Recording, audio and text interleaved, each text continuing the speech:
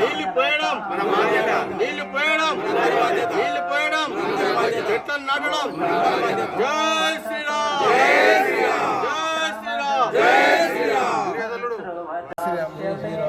ఈరోజు 12th July సందర్భంగా వన మహోత్సవ దినోత్సవం సందర్భంగా లింగాద్రిగుట్ట పైన యోగా గ్రూప్ తరఫున ఈరోజు చెట్లు నాటడం జరిగింది. చెట్లు ఉంటే క్షేమం, లేకుంటే క్షామం.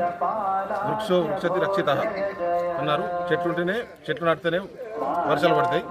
దయచేసి అందరూ ఈరోజు మీకు వీలైన దగ్గర మీ ఇంట్లో కానీ, మీ పెరట్లో కానీ, మీ వ్యాపార సముదాయంలో కానీ ఈరోజు చెట్లు నాటవలసిందా యోగా తరఫు నుంచి కోరుతున్నాం.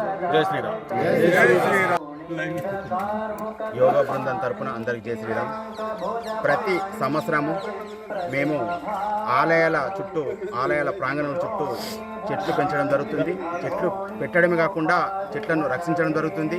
అదేవిధంగా ఈ జూలై 12 రోజు కూడా మేము ఆలయాల్లో మానసిక ప్రశాంతకు నిలయం కాబట్టి మేము ఆలయాలను ఎన్నుకున్నాం కాబట్టి ఆలయాలలో ప్రాంగణంలో చెట్లు పెట్టడం కాకుండా ఆలయాల ప్రాంగణంలో శుభ్రం చేస్తాము.